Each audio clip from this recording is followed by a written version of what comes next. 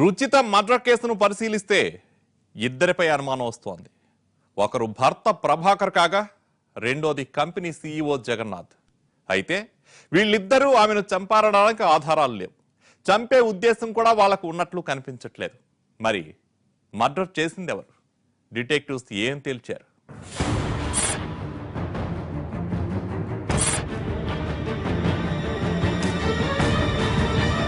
రుచిత భర్త ప్రభాకర్ చెప్పిన విషయాలు ఈ కేసును మలుపు తిప్పాయి. జగన్నాథ్ ఆస్తిపై రుచిత ఫ్యామిలీ కన్నేసిన విషయం జగన్నాథ్ ఫ్యామిలీకి తెలియకుండా ఉంటుందా అన్న డౌట్ డిటెక్టివ్లకు కలిగింది. ఆ కోణంలో దర్యాప్తు సాగించారు.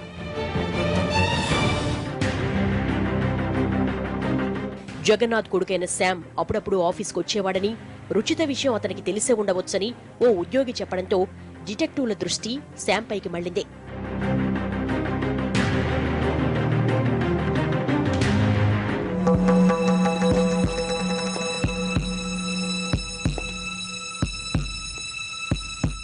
ఏయ్, ఆ కెమెరా పనిచేస్తోందా? పనిచేస్తుంది సార్. మనం ఆ ఫుటేజ్ చూడాలి.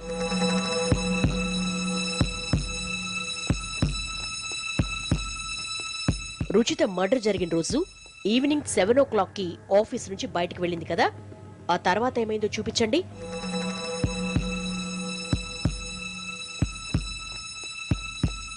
రుచిత వెళ్లిపోతూ అక్కడున్న కారులో ఎక్కి వెళ్లినట్లుగా ఫుటేజ్ లో కనిపించింది. ఆ కారు ఎవరిది? రుచిత వాళ్ళ అయిందా? సార్, అది మా సీఈఓ జగన్నాథ్ గారి కొడుకు శామ్ది. Gopi, no doubt Sam is the killer.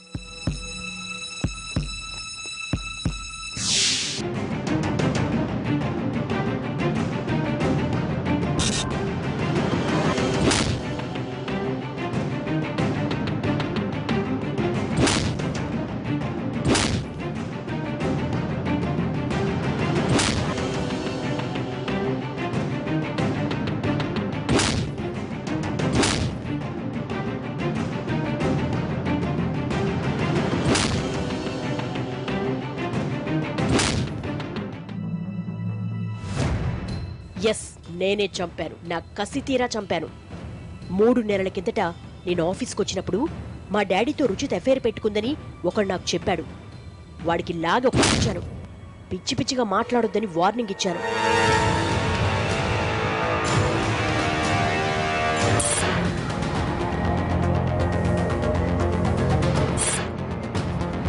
ఆ తర్వాత మరోసారి ఆఫీస్కి వచ్చినప్పుడు రుచిత మాటి మాటికి మా డాడీ క్యాబిన్లోకి వెళ్లడం చూశాను.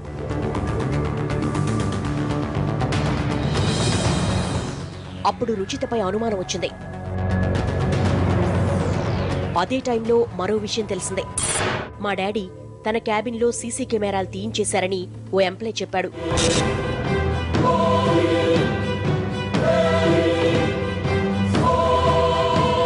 మా డాడీ సెకండ్ సెటప్ మెయింటైన్ చేస్తున్నట్లు అనిపించింది. మేమేమాత్రం తట్టుకోలేని విషయం ఇదే.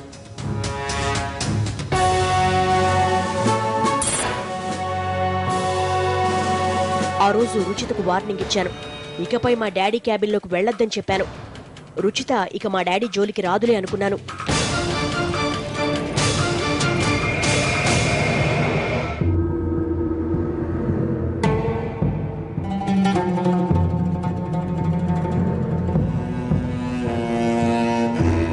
కానీ నెల తర్వాత మళ్లీ నేను ఆఫీస్కి వచ్చి గమనిస్తే తెలిసింది వ్యవహారం ఇంకా నడుస్తూనే ఉందని.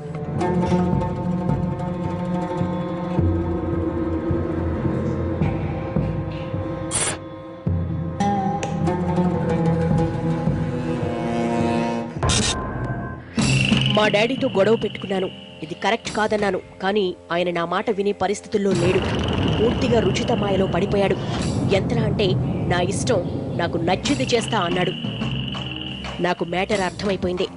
ఏదో ఓ రోజు ఆస్తి మొత్తం రుచితకు రాసేస్తాడని డౌట్ వచ్చేసింది.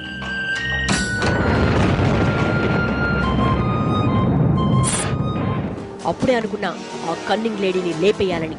ఆ రోజు నుంచి ఎప్పుడెప్పుడు ఏ విధంగా రుచితను చంపేద్దామా అని ఆలోచించాను. కాల్చి పారేయాలనే కసితో ఓ గన్ కొన్నాను. వారం కిందట ప్లాన్ అమలు చేశాను.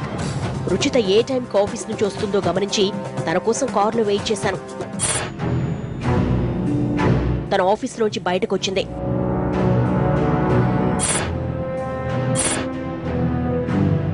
నేను నవ్వుతూ నటిస్తూనే నేను మీ ఇంటి వైపే వెళ్ళాలి, దారిలో డ్రాప్ చేస్తాను, ఎక్కండి అన్నాను.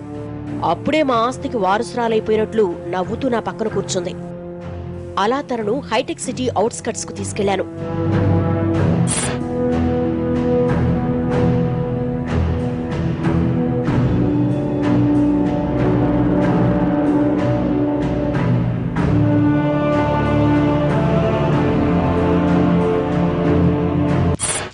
అప్పుడు తనకు డౌట్ వచ్చింది. ఇదేంటి ఇటు తీసుకొచ్చావు? మా ఇల్లు ఇటు కాదు కదా, చెప్పాగా ఇక్కడ ఫ్రెండ్ ఉన్నాడని, ఇక్కడెవరూ లేరు కదా. ఏమే దొంగ మొహందానా, నీకు మా నాన్న కావాల్సొచ్చాడా? ఈరోజు అయిపోయావు నువ్వు.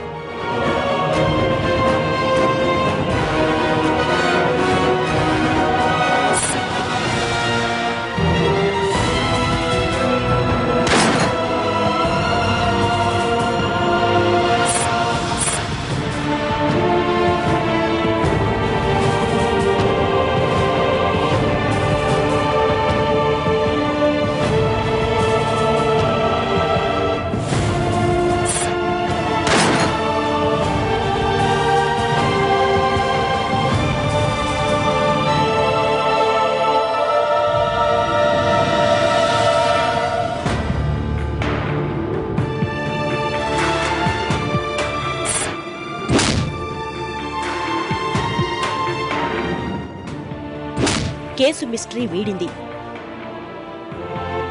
ఇది రుచిత మర్డర్ వెనక జరిగిన romantic family thriller high drama. మనిషిలో ఆశల్ని హద్దులు దాటేలా చేస్తుంది. జగన్నాథ్ ఆస్తిపై కన్నేసిన ప్రభాకర్ రుచితను పావుగా వాడుకున్నాడు. తండ్రి వయసున్న జగన్నాథ్ ఆమెతో ఇల్లీగల్ ఎఫ్ఐఆర్ సాగించాడు. ఎవరిష్టం వచ్చినట్లు వాళ్ళు పాత్రలు పోషించగా ఓ నిండు ప్రాణం గాల్లో కలిసిపోయింది. కార్పొరేట్ కల్చర్లో మరో దారుణం జరిగిపోయింది. ఇది ఇవాల్టి ఎపిసోడ్. నెక్స్ట్ టైం మరో వాస్తవ గాథను చూద్దాం.